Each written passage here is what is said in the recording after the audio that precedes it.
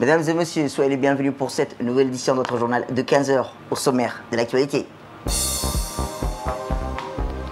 À la une dans l'actualité nationale, le G2R2 présente les résultats de l'étude lutte contre le Covid-19.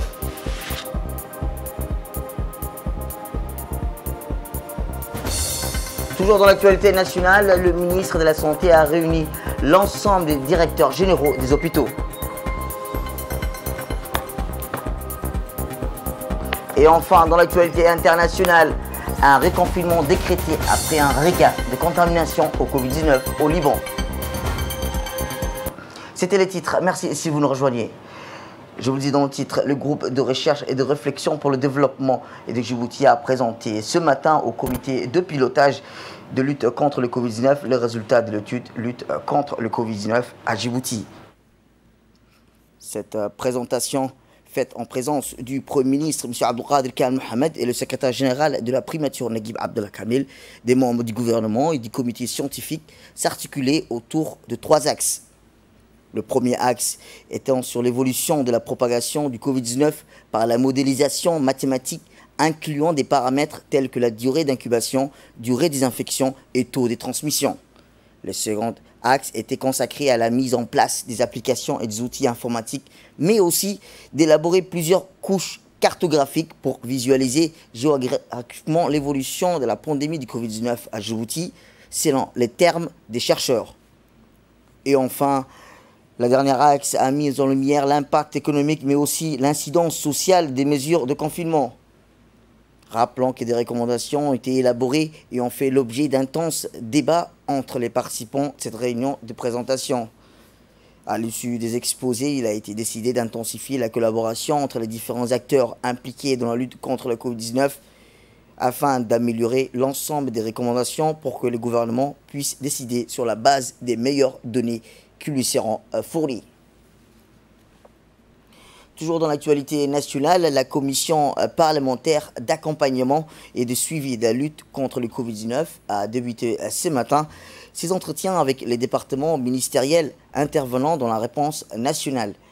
Présidé par le Dr Ahmed Roble Abdillahi et en présence de ses collègues députés, membres de la commission, successivement rencontré le ministre de la Santé, Mohamed Ouarsama Diri, suivi du ministre du Budget, Abdelkrim Aden Cher.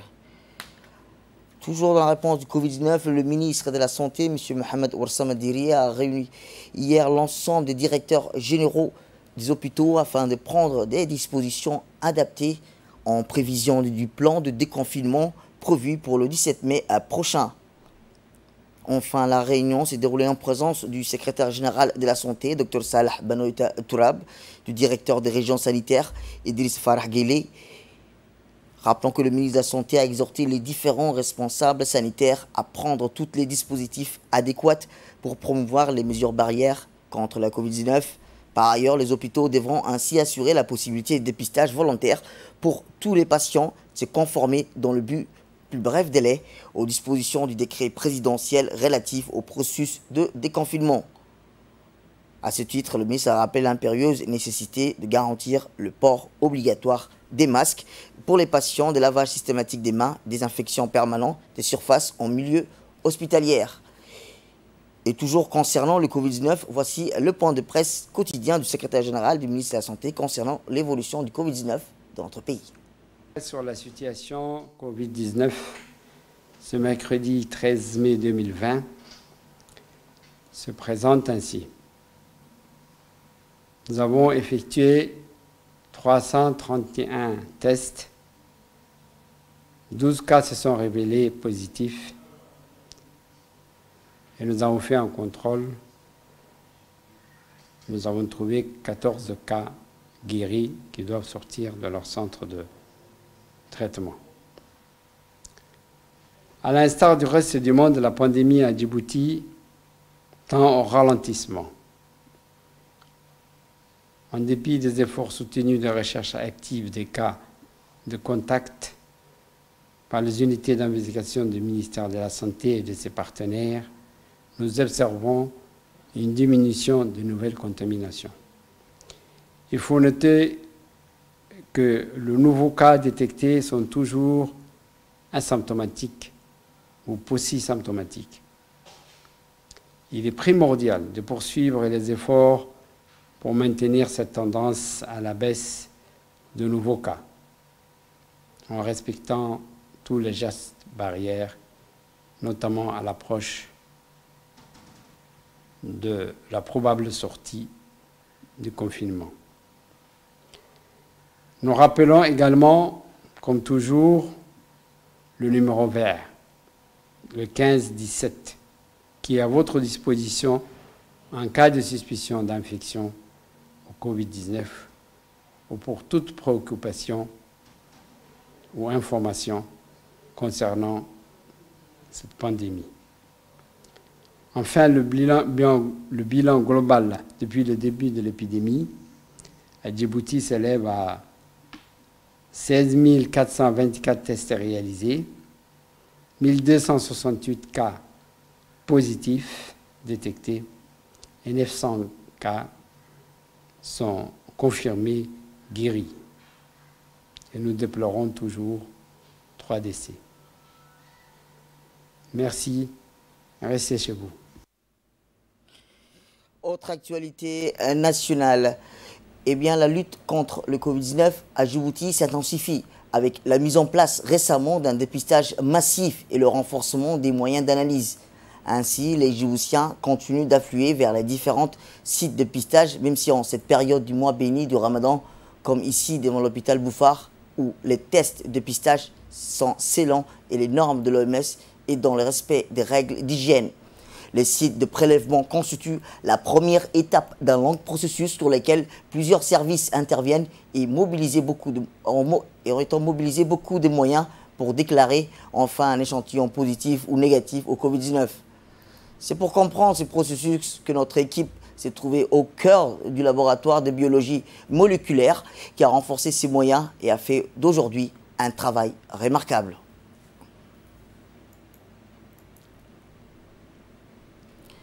Eh bien, le docteur Aden Elmi, qui est biologiste au sein de ces laboratoires, a accueilli notre équipe pour les amener au cœur du plus grand instrument de lutte contre la Covid-19. Abdulrahman Shibachi et Mohamed Chihem l'ont suivi dans les coulisses. Regardez, pour commencer, comment ça se passe dans les zones rouges consacrées à l'extraction et comment les échantillons sont conservés. Qui nous permettent de conserver les élias qui ont été faits à partir de l'extraction du virus. Et ces élias sont gardés ici avant d'être amplifiés. Donc ici, ce sera plus tard la salle de séquençage où on va mettre l'appareil qui va nous déterminer la souche djiboutienne et sa nature et d'où elle est venue initialement, son origine. Et on aura toute l'histoire même des transmissions entre patients, qui a transmis à qui, d'où est venue la souche, comment est sa virulence. Donc tout ceci, ce sera cette salle qui va nous permettre de réceptionner l'appareil nécessaire pour le séquençage. Donc les élias du jour, ce sont les extraits qui ont été faits ce jour à partir des échantillons de ce jour. Et ces extraits vont être transférés à la salle d'amplification qu'on va aller maintenant. Ici, on a la salle d'amplification. Au début, on avait une seule machine de RT-PCR, mais actuellement, on a 8 machines, dont chacune fait 100 tests par tous les 2 heures. Ce que nous fait tous les 2 heures, on a 800 échantillons qui sont analysés. Et l'analyse de l'amplification, elle commence par la préparation du mix et le dépôt d'échantillons. Dans la deuxième volet, la suite se déroule dans les zones orange et jaune, moins sensibles. Qu'est-ce qui se passe-t-il concrètement dans la salle d'amplification qui permet, entre autres, de transformer l'ARN, l'ADN? Dr Elmi nous en dit plus. Ici, de réception des échantillons, les échantillons sont acheminés à la salle d'extraction. La salle d'extraction manuelle à laquelle on se trouve, on a la hotte.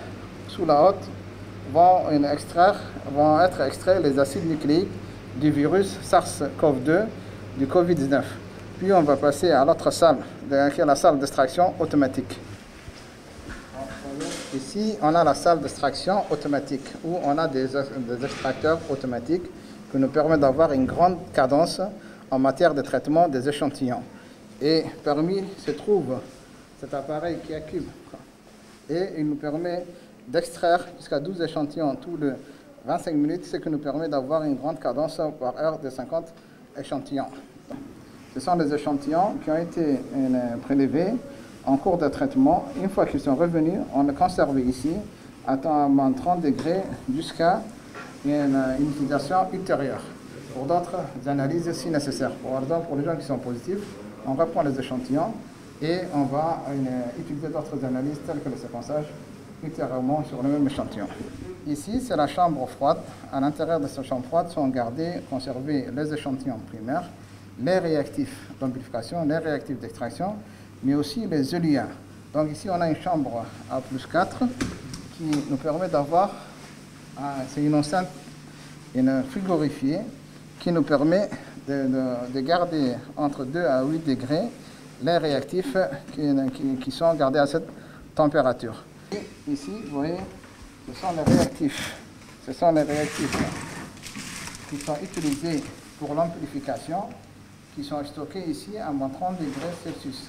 On a les réactifs d'amplification qui nous permettent de détecter le virus SARS-CoV-2 qui est responsable du Covid-19. Tous ces réactifs, voilà, tous ce sont tous des réactifs qui nous permettent d'avoir une capacité élevée. Le stock qu'on a actuellement, il peut être évalué jusqu'à 50 000 tests. 50 000 tests, oui. Donc ce sont des tests qui nous permettent d'avoir une large possibilité de diagnostic pour l'ensemble des cas suspects ou des cas de dépistage volontaire. Ce congélateur de moins 82 degrés Celsius, il nous permet de conserver les éoliens des échantillons positifs des patients qui vont subir d'autres analyses plus poussées pour savoir plus exactement la souche, pour faire le séquençage et savoir la souche djiboutienne. Eh bien, plusieurs médecins spécialistes interviennent dans le laboratoire de biologie moléculaire. D'autres supervisent ou coordonnent les actions de lutte contre cette pandémie. Nous les avons tous rencontrés à Bouffar et fait réagir certains d'entre eux. Quelque chose de négligeable, comme c'est quand même considérable, on peut toujours faire plus, c'est sûr. Mais déjà, on essaie d'atteindre les 5000 tests par jour, ce qui n'est pas donné. Hein. Si on regarde dans la région dans laquelle on se trouve, on peut dire qu'on fait bien avec les moyens que nous avons. Et donc, oui, évidemment, on est nous les premiers à solliciter les gens à venir se faire dépister. Donc, malgré le déconfinement, j'exhorte tout le monde à venir se faire dépister et puis à respecter les mesures barrières. C'est bien, les Djiboutiens sont contents de leurs médecins. On les voit quand ils viennent se faire dépister ici, ils encouragent tout le monde. Donc c'est très honnête de le dire, c'est par rapport au nombre de population. Donc on compte dépister jusqu'à 150 000, c'est-à-dire quasiment un peu plus de 15% de la population. Je pense que ce sera un objectif en soi. On peut l'atteindre dans peut-être 2 mois ou quelque chose de ce genre-là. C'est tout à chacun de prendre ses responsabilités, de venir se faire dépister quand on a des symptômes, parce que c'est la même saison. En plus, maintenant, il y a d'autres maladies qui sont là. Le Covid ne va pas arrêter les autres maladies. Donc, il faut continuer d'avoir les mêmes réflexes, d'aller se renseigner, de se dépister, de continuer. Les Djiboutiens sont très responsables de toute façon. C'est des gens qui sont très conscients de leur état. Donc, voilà, ils sont les bienvenus, on les attend. Tout à fait autre chose. Cette fois-ci, la ministre des Affaires sociales et de la Solidarité a tenu ce matin une réunion technique en téléconférence avec plusieurs représentants du système des Nations Unies basé à Djibouti, partenaires techniques et financiers dans le cadre de la riposte contre la pandémie du Covid-19, en présence de hauts cadres du ministère que la ministre a présidé cette réunion technique. Elle avait pour objectif principal d'exposer les diverses actions qui ont été menées par le gouvernement djiboutien en matière sociale au cours des dernières semaines. En effet, la ministre des Affaires sociales n'a pas manqué de rappeler que cette crise n'est pas uniquement sanitaire mais aussi sociale. Plusieurs couches de la société ont été lourdement impactées, ayant conséquence sur les conditions de vie des populations les plus fragiles. Et qu'il est important que l'accompagnement puisse poursuivre, répondant ainsi aux besoins premiers de la population significativement impactée par la crise sanitaire et socio-économique. Et bien, dans le cadre de la stratégie régionale de riposte, l'IGAD contre Covid-19, le secrétaire exécutif de l'autorité intergouvernementale pour le développement l'IGAD, Dr Workenu Gebeyu, a fait un don de kits d'épi aux populations frontalières entre Djibouti et Éthiopie et Djibouti-Somalie par le biais du préfet du district d'Ali Sébié à Djibouti, M. Moussa Aden Migné. Cet événement a eu lieu dans la ville d'Ali Sébié en collaboration avec le ministère de l'Intérieur, le ministère de la Santé de Djibouti et les autorités locales. Dans le même temps d'hier, des cérémonies de remise d'équipements et de protection individuelle ont été également organisées dans certains autres États membres de l'IGAD. Une délégation de l'IGAD représentant le secrétaire exécutif a présenté des kits d'épi destinés aux populations transfrontalières entre le Kenya, l'Éthiopie ou le ministère de la Santé du Kenya à Nairobi. Ces approvisionnements en épis destinés à ces populations vulnérables dans les 7 États membres de l'IGAD valent globalement 175 000 $. Ces emballages d'épis composés de solutions hydroalcooliques, des lavages pour les mains, des masques chirurgicaux, des gants d'examen sont destinés à contribuer à éviter les contaminations au virus corona parmi les populations vulnérables vivant dans les zones des réfugiés dans les diverses zones transfrontalières de la région de l'IGAD.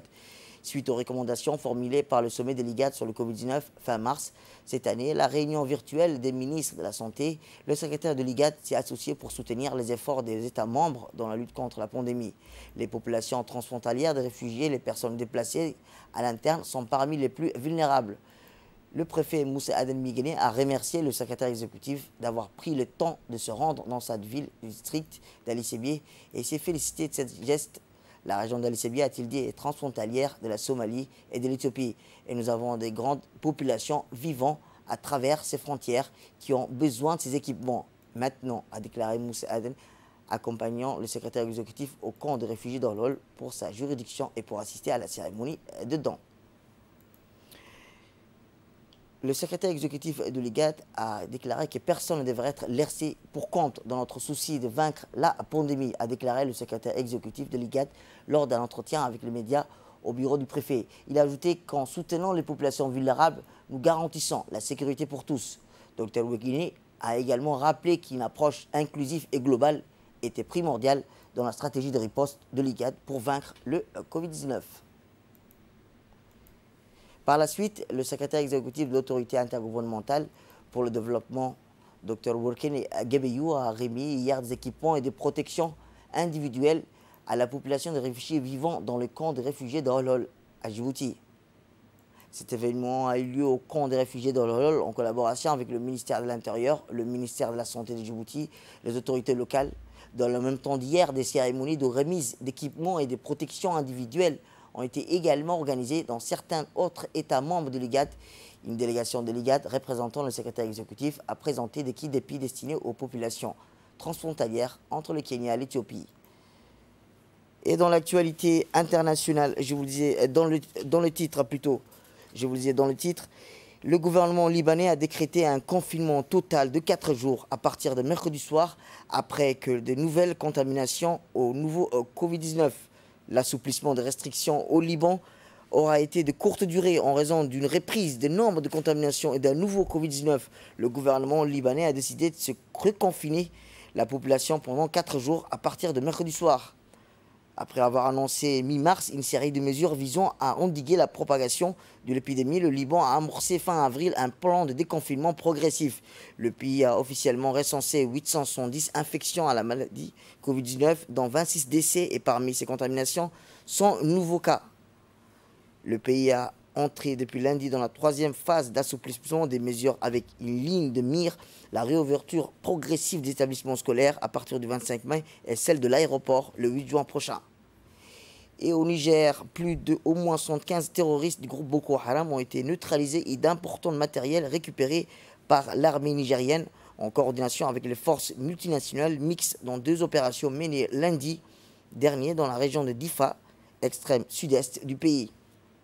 Proche de la frontière avec le Nigeria, a apporté mardi soir la radio publique nigérienne, citant un communiqué du ministère de la Défense. C'est tout pour cette édition. Merci à vous de nous avoir suivis. Restez avec nous pour la suite de nos programmes à téléviser.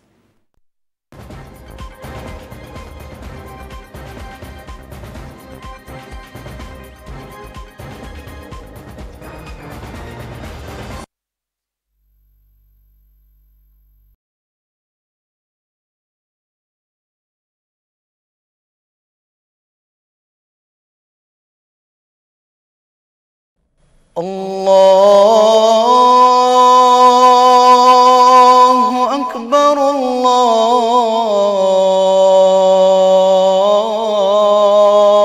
الله أكبر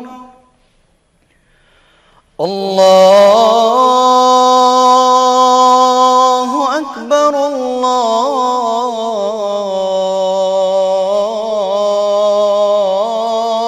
الله أكبر أشهد أن لا إله إلا الله